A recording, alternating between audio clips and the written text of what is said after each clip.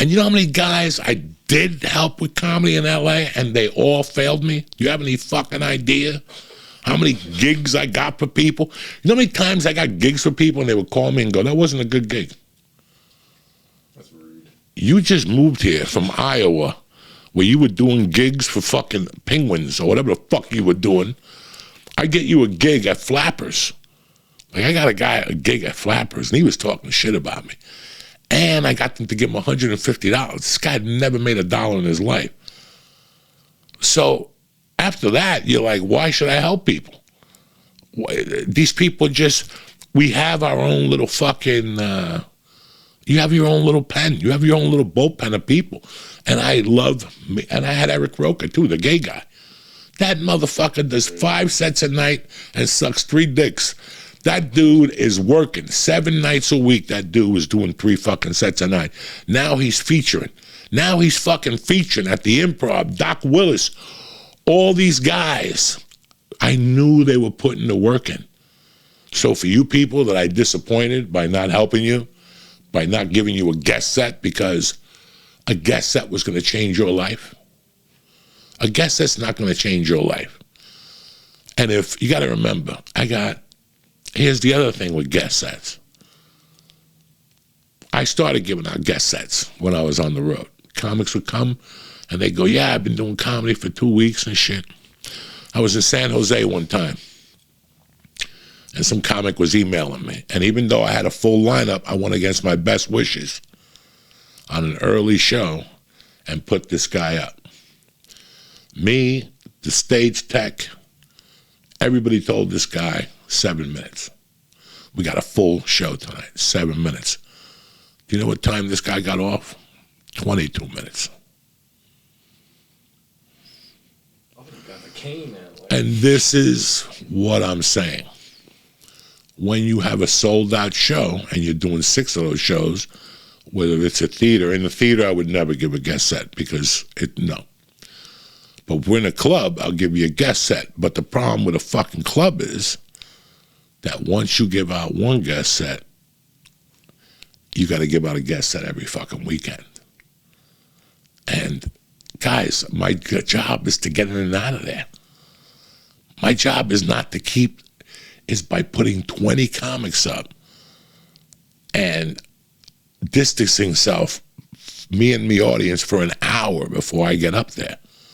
I'm going to walk up to a dead audience. Does anybody ever even think of that? No, Joey's a scumbag. He wouldn't give me a guest set. Does anybody ever think of that? Does anybody ever think of how hard I worked to get that audience in here?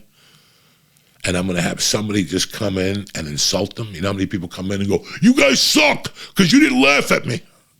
This is a real audience. This is an audience that I've been cultivating for 20 years through podcasts, other shows.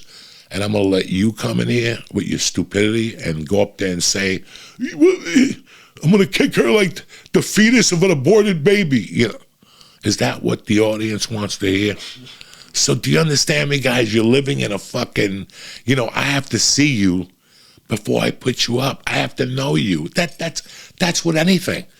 If you're doing a renovation on your house and fucking the guy, and you're going to give the guy fucking $5,000 to fix a door or a sink or whatever the fuck, you're going to check a reference.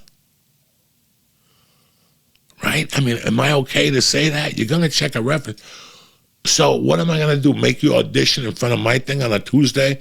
On a Thursday night, you're going to show up with 8 people and you're going to go up there and try to fucking ruin a show for somebody?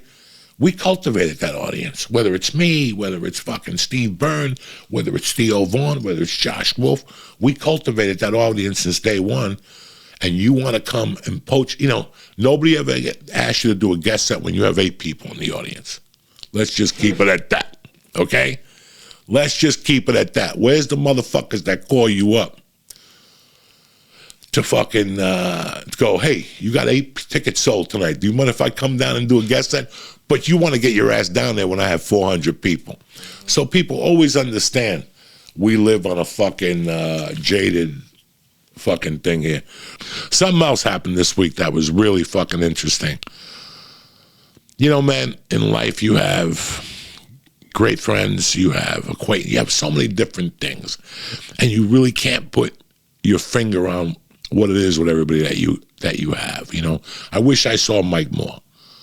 Mike lives fucking an hour from here. I wish I could call Mike and go, Mike, let's go get a fucking Subway sandwich. Or, Mike, let's go do this. But it doesn't happen. You know, we live too far to fucking hang out. Right now, I'm living around a lot of acquaintances, and I'm enjoying it. I fucking love it. But a couple weeks ago, I got a call from a friend of mine, and she goes, hey, listen, I haven't spoken to you in a while. I know you've been busy. I've been busy traveling. Do you mind if we get together for lunch? And I'm like, no. And, you know, when I moved back here, I thought I would see her a lot more than everybody. Her name is Lisa. I met her in the 8th grade. We were in the 8th grade together, and we had a sports thing in the high school. And I met her. Hello, how you doing? My name is Lisa. We had a mutual friend. And then that summer, I would see her at North Bergen Pool. And I thought this girl was beautiful. But I also had no confidence. I just didn't think she would ever date a guy like me. So I never even got her into that realm, you know. Whenever I saw her, I would think of my mother, that you can't fuck everybody. You got to keep some women as your friends. And with her, yeah, when I was 14, I wanted to fuck everybody. You know, teachers, nuns, fucking bakers. I didn't give a fuck, you know. When you're 14, you want to fuck the bakery lady. You don't give a fuck. But I don't know. Something made me look at her and go, you know what? I don't want to even go over that line. We'll just leave it at hello, goodbye. And I would see her at North Bergen Pool. We were kids. And I would love to look at her in a bikini. And, you know, when she was like going into freshman year or something, because she was always a year older than I was. And I would just watch her with a bikini. And, you know, I never even told nobody. Like, it's not like I liked her as a girlfriend. I just thought she was good looking. And I thought that nothing would ever happen. So I kept talking to her. And then freshman year, she got better looking.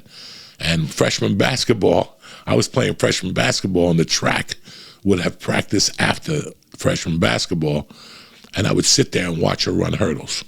Her and a blonde girl this blonde girl now lives in Old Bridge, and she's a fucking hottie too. I haven't seen her since high school. But I used to watch both of them and go, wow, they're fucking beautiful. The girl I had a crush on had great legs, and not even a crush. I just thought she was hot, but she was my friend. I never thought that nothing would happen. I kept being her friend, and I was friends with her and all her little girlfriends. And then my sophomore year, right before my mother died, a buddy of mine started dating her. No, her girlfriend had a crush on a friend of mine, and this girl came up to me, and she goes, let me ask you a question on the sly. What if me and your friend Lisa hooked up with you and your boy D? And I was like, are you fucking serious? And she's like, yeah. And I go, bro, that girl's not going to go on a date with me. And she's like, dog, she wants to go on a date with you. You just been playing like possum with her, trying to be her friend, but she wants to go on a date with you. And I'm like, come on. I was all fucking excited. So we were going to meet on a Friday night or something. That was the scheduled meet, but it had to be on the down low, because the one girl had just broken up with her high school boyfriend, and he was a lunatic. So she's like, we've got to do this on the down low. So if we can't do it on the down low, we can't do it. So that Friday, it didn't work out. That Saturday was going to be a Halloween party. And the girl, Lisa, finally called me and says, listen, I'm hooking up with you tonight. And I'm like, what the fuck is she saying? You know, I had cologne on. You know, when you're fucking 14, 15, you got cologne on. The whole thing. Yeah, there was no Manscaped or nothing, so. And I went to a party, and somebody came to the party and said, she's around the corner at another party waiting for you. And that girl that came to get me, as we were leaving that party, her boyfriend pulled up. I told that story and got into a fight with her and jumped her, and I had to pull him off her. That was the night. So I never got to this fucking girl, to swap spit with this girl or hold hands with her or whatever I was going to do. Then my mother died, and we went to a different fucking dilemma. I didn't see her. Then she started dating a guy. And then one time we were down the shore, and we would talk, because we were good friends. Like, we were just friends. I had never hit on her. All this shit had happened